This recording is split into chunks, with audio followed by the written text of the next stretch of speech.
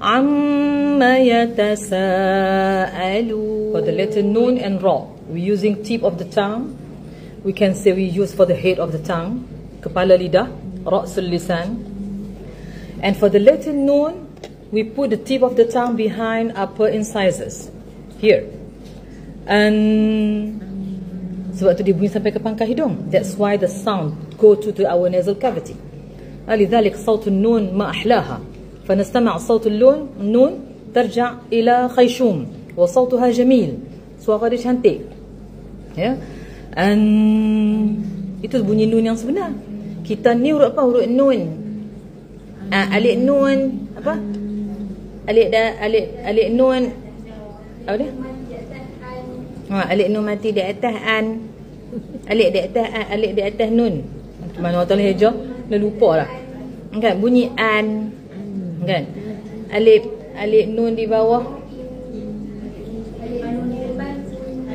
Alif nun depan, alif nun belakang, alif nun bawah. Bunyilah an, in, un. Sebab tu nun kita tak cantik, bacaan kita tak cantik. Kerana kita hiasi dengan penuh tradisi. Kan? Tradisi kita, tradisi masyarakat Melayu lah. Sebutan dia tak kena. Ni nama apa? Makan nasi dah kah? Kan? Kenapa tak cakap nama apa? Makan nasi. Supaya pronunciation nun tu, kita providing suara nun tu cantik, kan?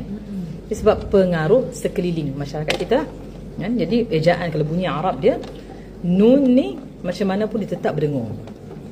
Sama ada nun tu berharakat. Mereka kata nun berharakat tu nun fathah na, nun kasrah ni, nun dhammah nu. Jadi kat mana makhrajun nun? Hujung lidah, kita hujung lidah berdampar, kawasan damparan ni. هذا طرف اللسان هذا مسطح نضعها هنا في خلف الثنايا العليا. contoh kita baca amma yatasaalun, bunyi di hujung tu lun, dekat nun baru bunyi dengung. Kalau kita baca biasa amma yatasaalun, mana dia dengungan nun tu? Tak ada, kan? Ya, kan? InsyaAllah, kan? Maha suci Allah yang mencipta huruf-huruf ni lah. Itu nun di sini.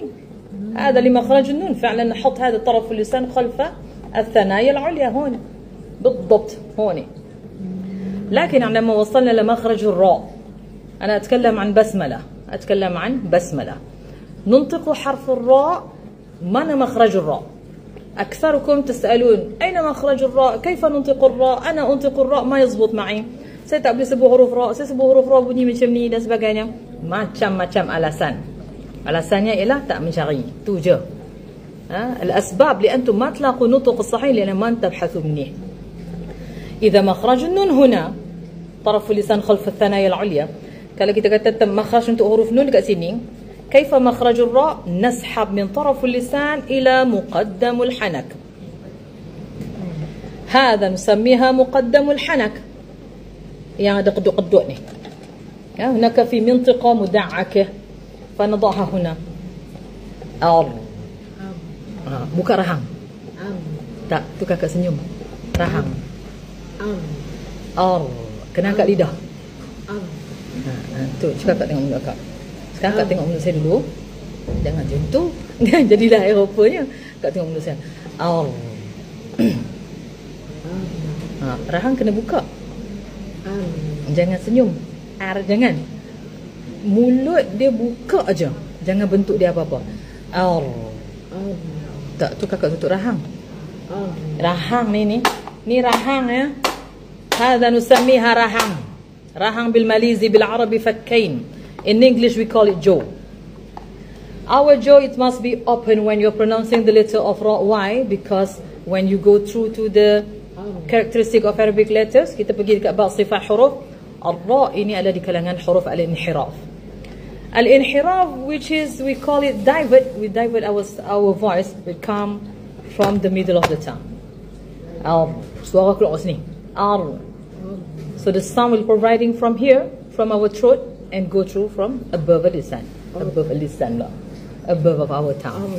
Jangan senyum. Jangan jangan. Kakak kontrol lidah aja. Tu tak buka rahang tu. Yusran. Buka rahang tu. Kan. Angkat lidah.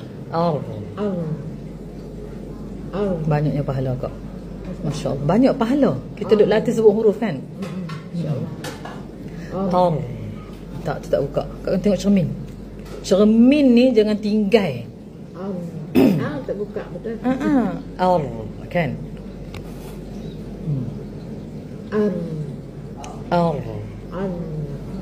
Yang penting rahang kena buka. Al.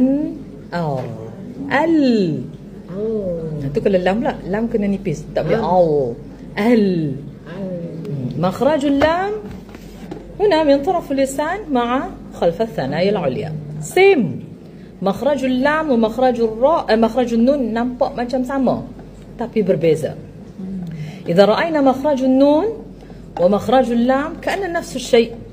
It look like the same for the characteristic of lam and nun. But what is the difference between lam and nun? Yes. The pressure of lam is more to our teeth, our incisor. And for the letter nun, the pressure is goosey to the gum.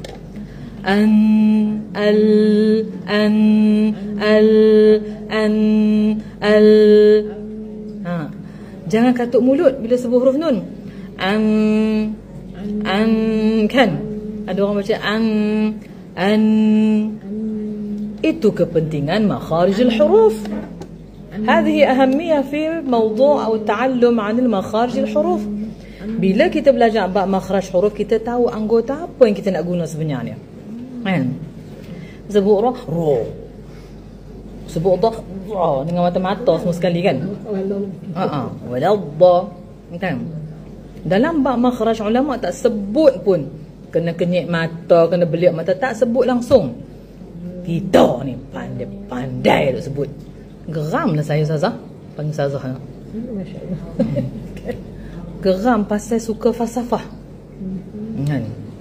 Mufalsifin. Okey, sekali lagi Kak. Bismillah.